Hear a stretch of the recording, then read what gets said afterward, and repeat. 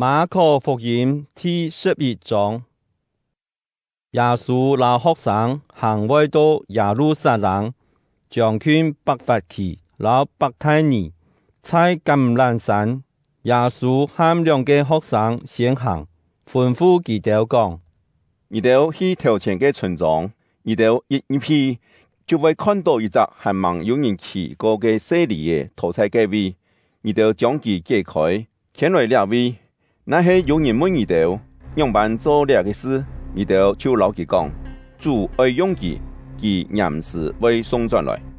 佢哋就去，看到路上有一隻西利嘅屠宰門口，就將佢解開。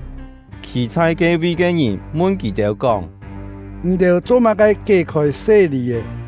佢哋就照耶穌所吩咐嘅回答。嗰啲人就准佢哋將西利嘅牽走，佢哋將西利嘅牽到耶穌嘅位，將自家嘅衫搭在利嘅背囊上，耶穌就騎上去。有千多人用自家嘅衫鋪在路上，也有人拿野鐵斬來嘅樹枝鋪在路上。頭前行路後背停嘅人喺上喊講：和散啊！頌讚上帝，願上帝祝福本嘅奉主名來嘅，願上帝祝福本愛到祖先太位嘅國，就是無祈求要臨到嘅。和散啊！頌讚歸本自國嘅上帝。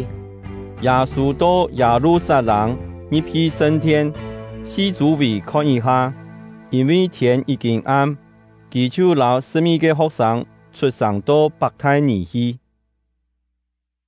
第2日，佢哋對伯太尼倒轉上都去，在路上，耶穌堵佢，佢看到頭前無幾人嘅所在，有一條無花果樹，也被摘摘，就行過去，想愛看有果子麼？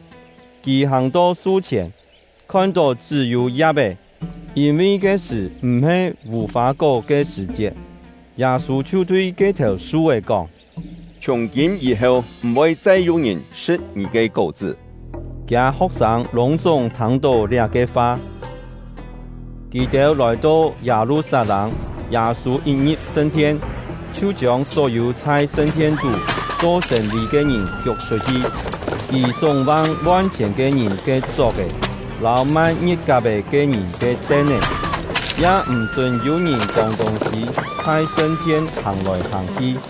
而教訓佢哋講：聖經咁唔係記載上帝嘅話講，我嘅升天愛做萬民祈禱嘅天，你哋撒將佢變做赤道。祭司長老經學教師聽到這個話，就想辦法愛殺害耶穌，總係佢哋驚佢，因為眾人都傾覆佢嘅教訓。臨暗暝，耶穌就留學生去城外。第2日大早，耶穌留學生又對這條路經過，看到這條無花果樹連根全部糟蹋。彼得想起這件事嘅經過，就對耶穌講：先生，你看，你所居住嘅無花果樹糟蹋咯。耶穌回答講：對上帝愛有信心，我實在老你哋講，你哋那係對這座山講，曬開落海度去，心中無疑惑，確信所講嘅一定會實現，這個事就會為到你哋來實現。所以我老你哋講，你哋祈禱嘅事，相信你哋所祈求嘅係已經得到，就會得到。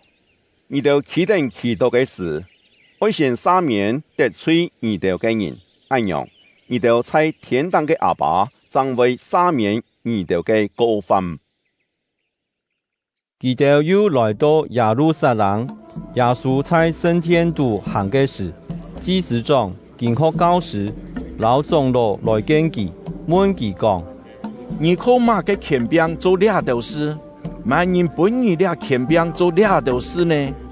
耶穌應講：我先問你哋一句話，那係你哋回答我就老你哋講，我靠乜嘅權柄做這條事？老我讲，约翰行洗礼嘅权柄，係對上帝來嘅，也係對人來嘅。佢哋就彼此爭論講：那係我哋講對上帝來嘅，佢會講：哎呀，你哋做乜嘅唔信約翰呢？